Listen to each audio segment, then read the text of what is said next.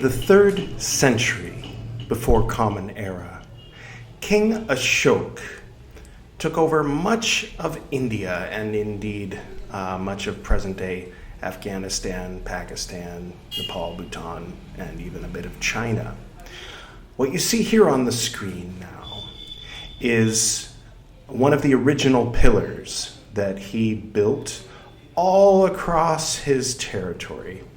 Now, what happened was he felt very bad, so the story goes, about all the violence involved in his taking over all of that territory. So, as you can see here, symbolically demonstrated, he gave up violence. See, throwing the sword in.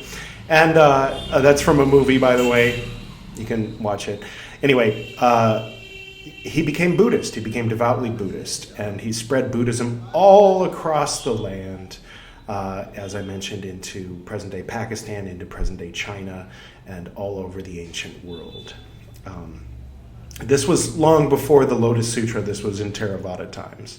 The 3rd Theravāda Council, as mentioned in previous episodes, was held under his reign. So that, I believe, was the establishing of what became known as the Mauryan Empire. Now, why do I bring this up? Well, later on, of course, the Mughals took over. They were Islamic.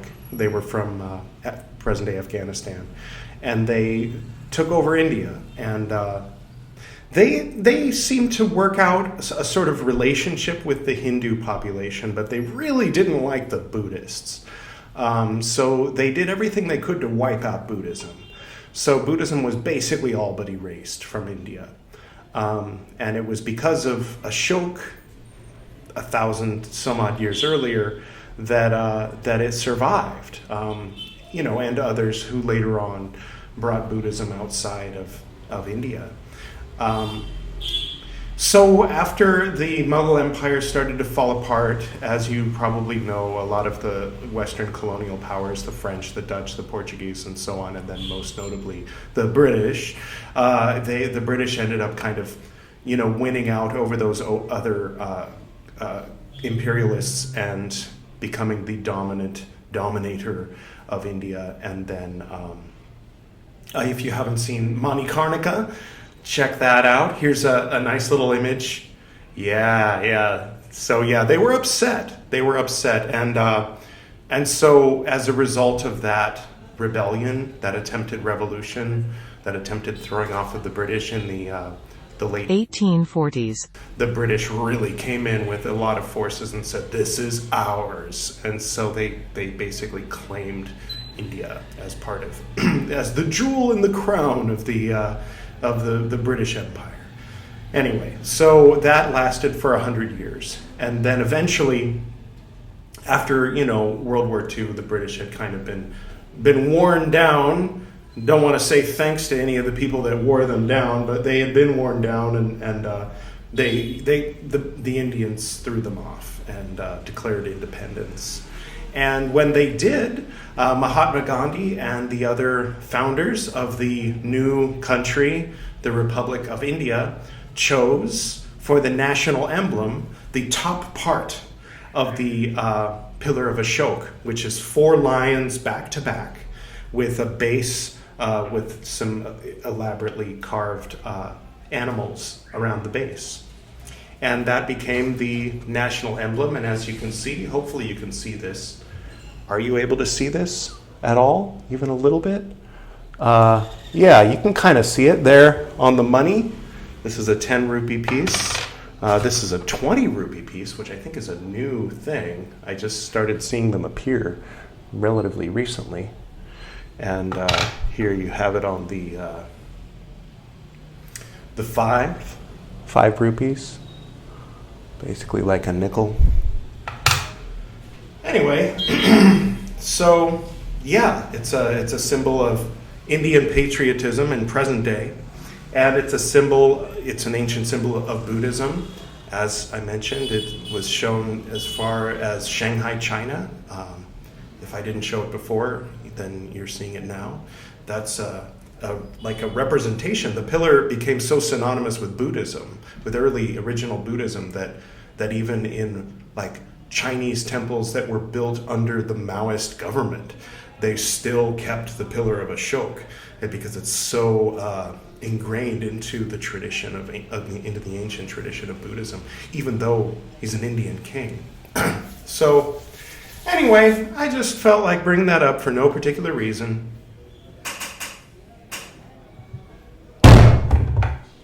Yeah, check that out.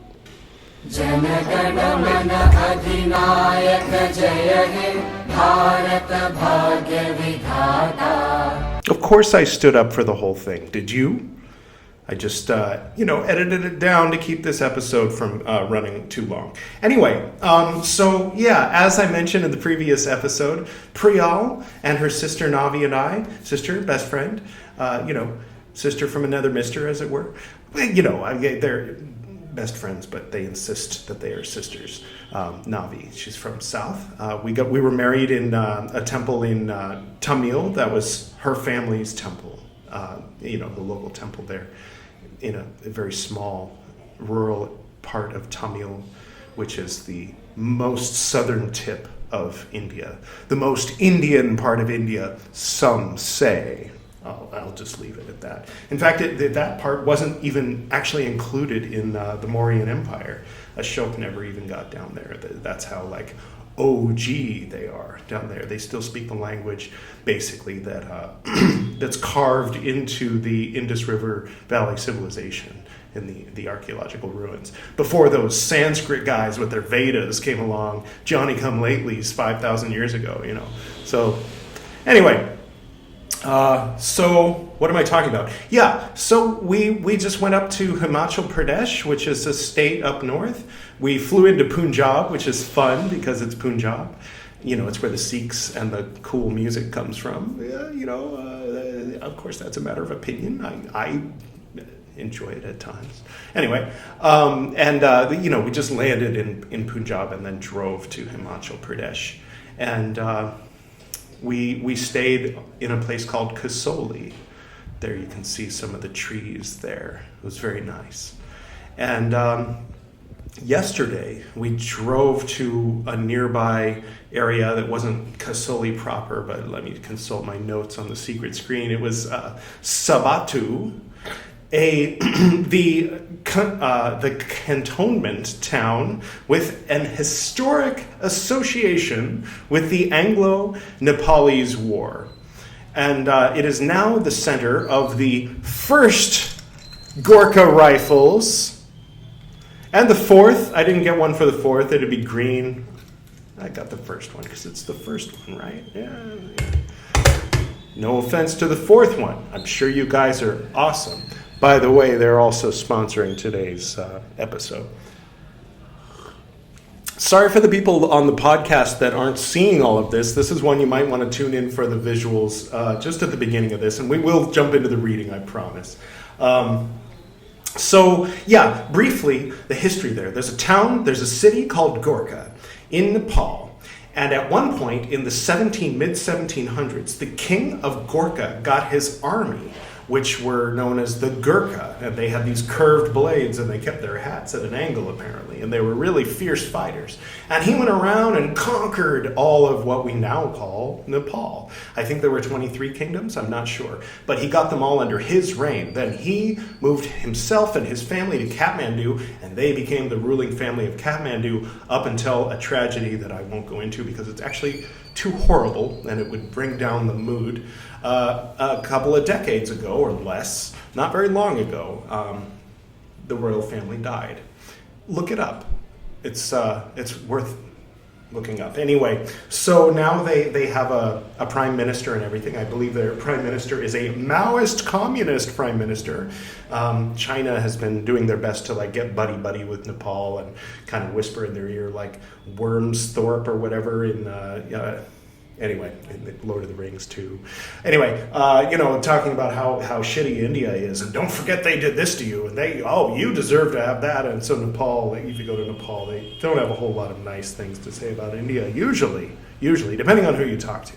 But so their version of history is a little different from, in the way India recalls it. And I was telling my friend Ryan that, Nepal didn't exist before the 1700s, and he was like, "Oh, don't tell them that." It didn't exist as a separate entity. Like if you go back to the 1300s, Bihar and Nepal were all kind of part of the same kingdom. I mean, maybe from their point of view, they would say that once upon a time, Bihar was part of Nepal. It's probably how they would frame it. But anyway, it's a matter of perspective. So what happened was, so in the midst of all that original, going around and it's mine, so these Gurkha from Gorkha came into India and said, it's mine, and at that time, as I mentioned, the British were, kind of running things. It was before they were properly, the rulers, before they said, this is ours, but when the British East India Company was running their business here. They got an army together, and so the British fought the Nepali Gurkhas for rights to the territory of, Himachal Pradesh and probably much of elsewhere, and the British won. And the British were like, hey, I like your style, you crazy Nepali guys with your curved blades and your hats, your hats, see? That's the kind of iconic image. And so it's an iconic, famous image in Nepal, and some people who are familiar with it in the Nepal context get totally baffled when they find out that there's a Gurkha regiment of the Indian Army. But it goes back to those days when the British were like, hey, I like your style, come work for us, and we'll defend India together. And then so they became part of the Indian Army for hundreds of years, and then after the British left, the Gurkha, remained a part of the British Army. So anyway, that's the limits of my knowledge about that. Feel free to comment below if I messed any of that up or if you have anything to add about that. And without further ado, I will get to today's reading. So the books are still on their way from London. So we're still reading this Pāli literature book, which is an overview of Pāli literature. And so let's get right to it, shall we? Picking up right where we left off. They brought with them books of various sorts on the Dhamma and the Vinaya, which were not extant in Ceylon. In 1802, Burmese monks were invited to Ceylon to introduce the Burmese Upasamappada. Subsequently, Sinhalese monks went to Burma and studied the Abhidhamma. I got the Abhidhamma, or I've got something about the Abhidhamma. Maybe we can work that into this Theravāda section of Buddhist books that we're going to be doing for the next several years. Anyway, on their return, they brought back Pāli books written by Burmese monks. Toward the end of the 19th century, King Mindonmin, whose tutor, Panasami, had written the Sasanavamsa only a few years before, convened a fifth council. And then in parentheses, 1868 to 1871. I don't know if that means it took 3 years to have this council or the council was somewhere in those years. Maybe it'll become clear as we read. Where under the presidency of the king, eminent monks and teachers, read or recited the sacred texts to restore the best readings. The complete text of the Tipitaka was engraved on 729 stone slabs around the Kuthodao Pagoda in Mandalay. The dates on the slabs indicate that the texts had probably already been carved before the council was held, and were then corrected in the light of any discussion.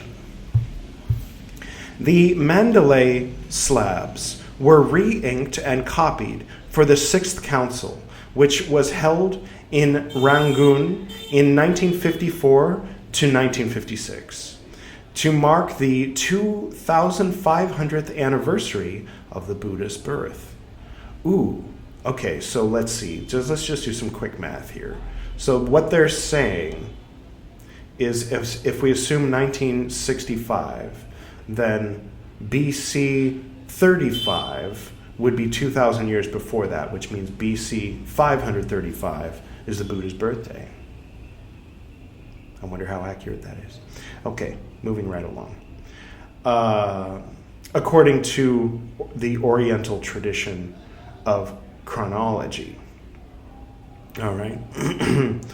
We are informed that a draft edition of the Tipitaka commemorates commentaries and sub-commentaries based upon the Fifth Council edition, which had been revised after comparison with texts from other countries, was prepared by a body of scholars.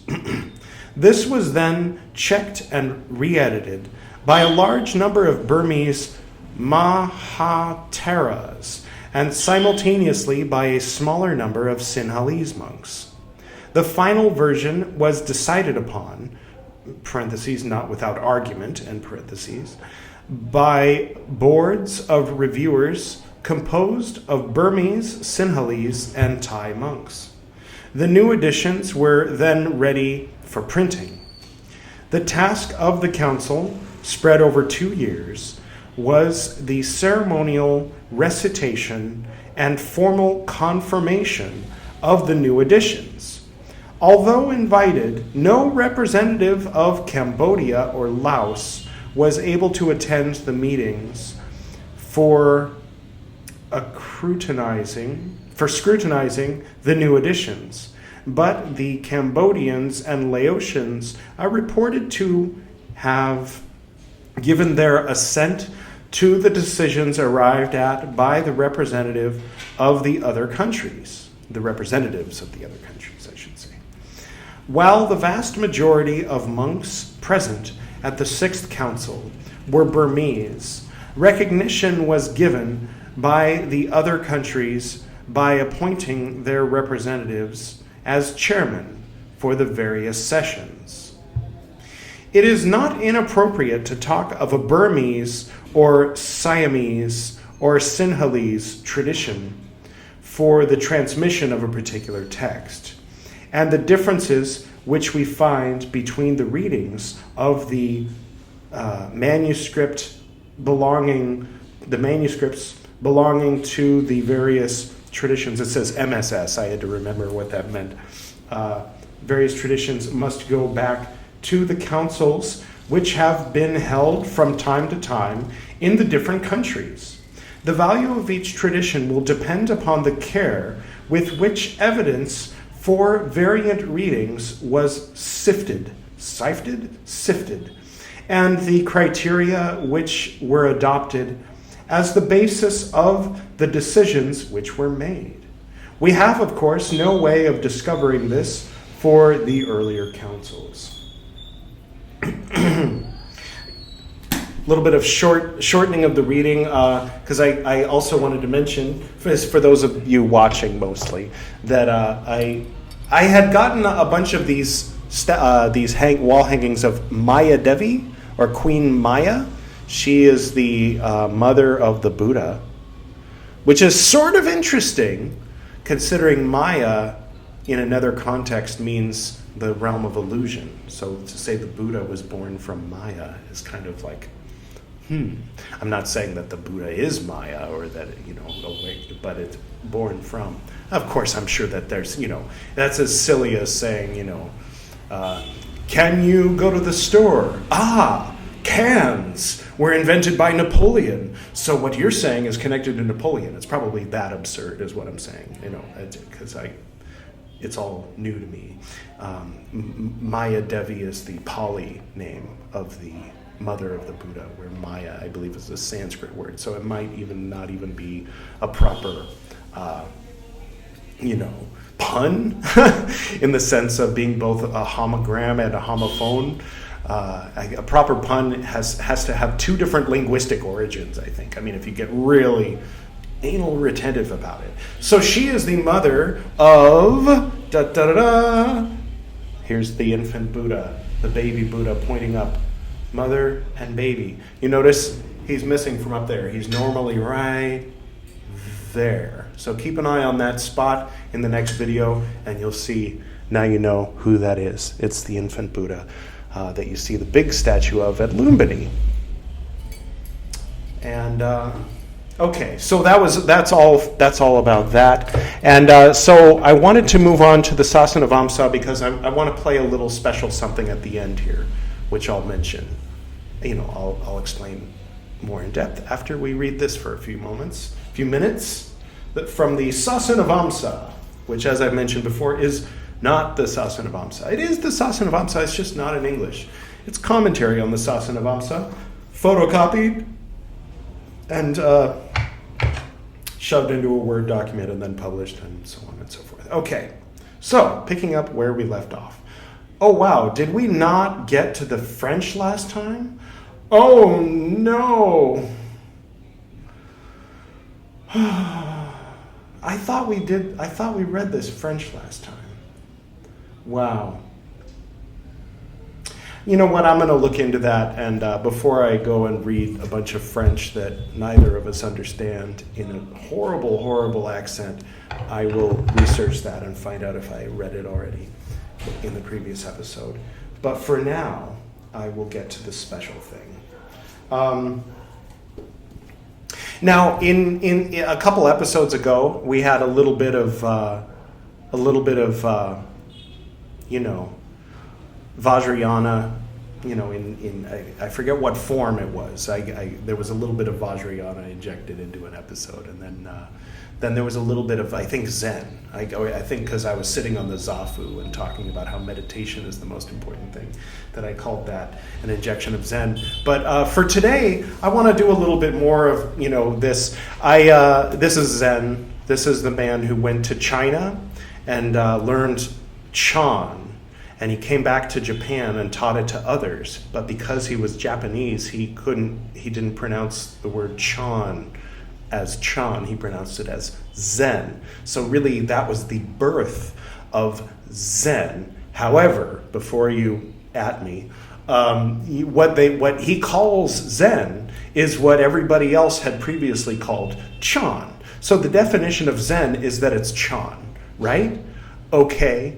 But then with Dogen talking with his mouth and establishing temples and monasteries in Japan, he began a rich tradition which can be maybe rightly called Japanese Zen, as opposed to Chinese Zen, which is actually just Chan. It's kind of silly to call it Chinese Zen, right?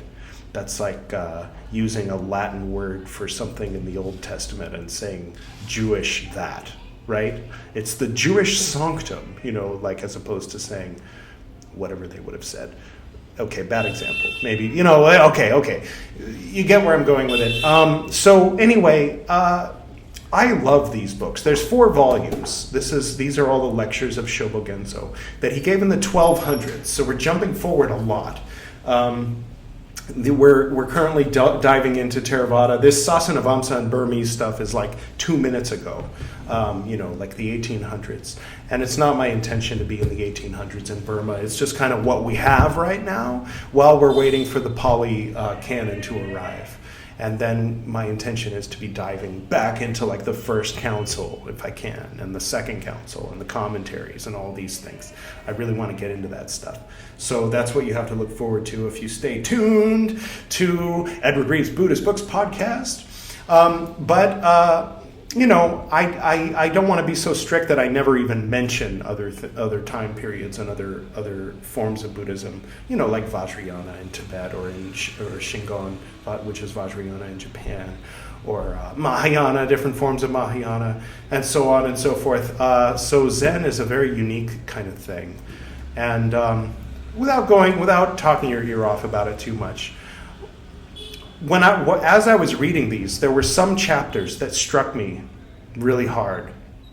And Dogen talks a lot, though. He does talk a lot, and he'll talk in circles and kind of repeat himself and talk about how those other idiots down the street at that Buddhist monastery are useless bags of skin and stupid people, and maybe they were, But so what I would occasionally do, I did this I think 3 times, was I would take one of his lectures and I would go through and just take certain sentences or phrases and just kind of arrange them down the middle of a page, so that I took a rambling lecture that went on for like 3 or 4 pages and made it into a concise poem that blows your mind. I mean, if you have the patience to read the lecture, it blows your mind. So what my attempt was just to take the meat of it and the part that blows your mind, And so here's a man that was born, I think, in the early 1200s, right?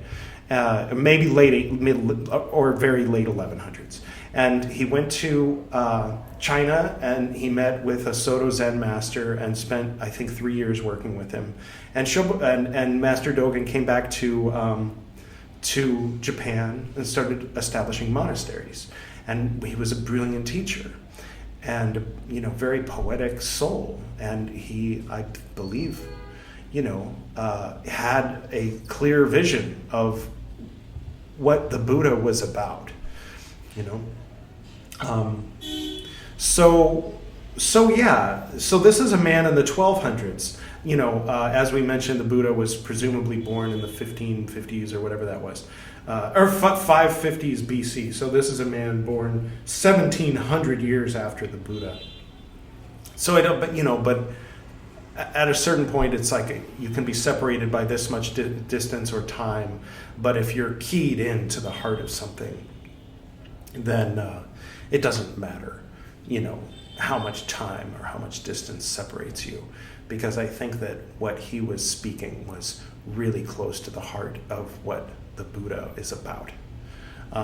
Or maybe I'm biased and my concept of the Buddha is distorted or filtered by Dogen, and that's part of what I am going to find out on this journey that you get to go with me if you've chosen to listen to this podcast or watch.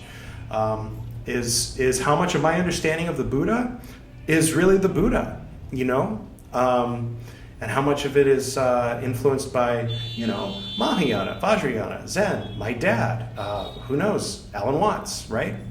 The New Age, scene in California or whatever, yoga or whatever. I want to know the Buddha better. So that's what I'm doing. I'm trying to know the Buddha better by reading the Theravādan books. But for today, I'm going to share with you one of the poems. This was a video I made. My friend's son features prominently.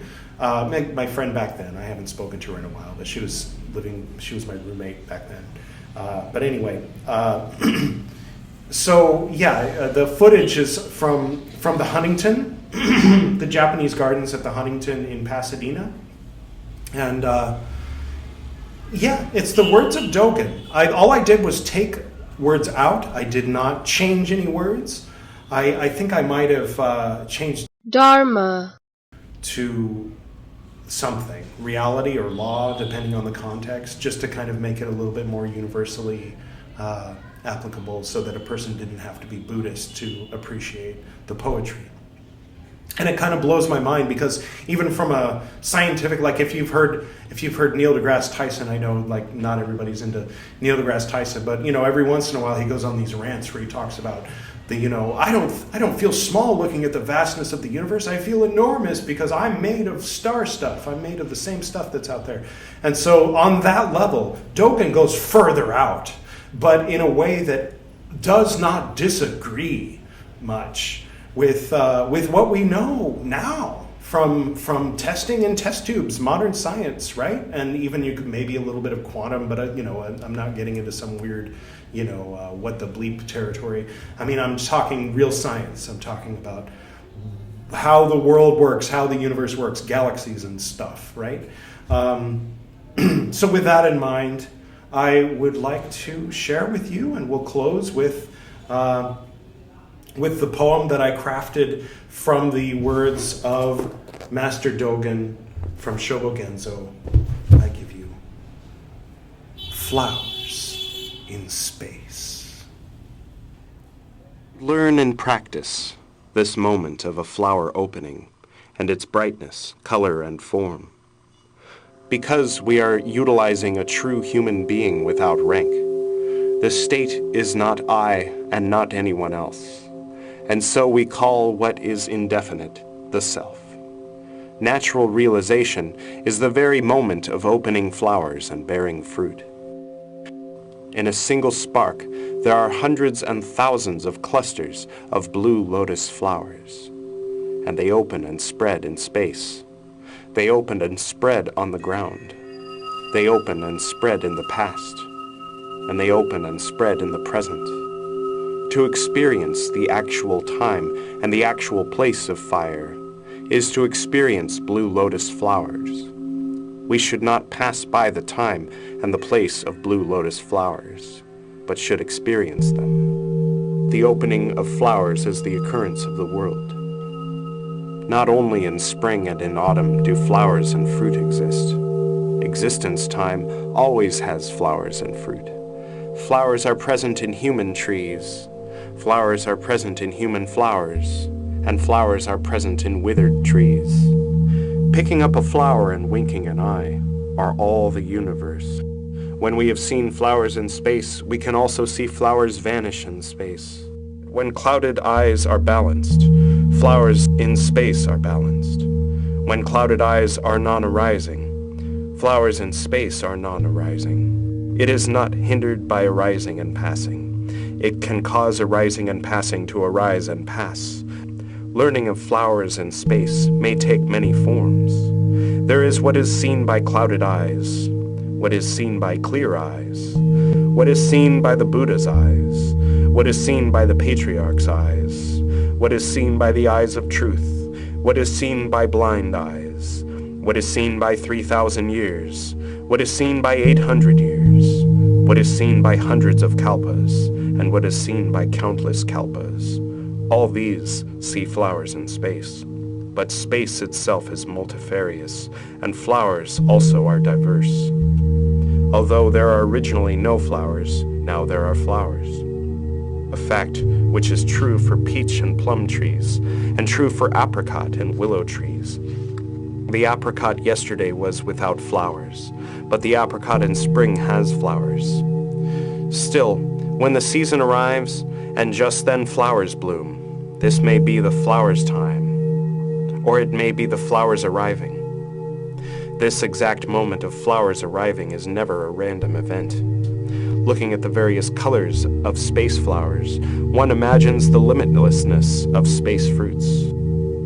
Flowers always seem to be imbued with all colors, but colors are not always limited to flowers. Other seasons also have blues, yellows, reds, whites, and other colors. Space flowers inevitably bear space fruit and drop space seeds. Flowers in space exist on the basis of unfolding from the ground, and the whole ground exists on the basis of the opening of flowers. Flowers in space cause both the ground and space to unfold.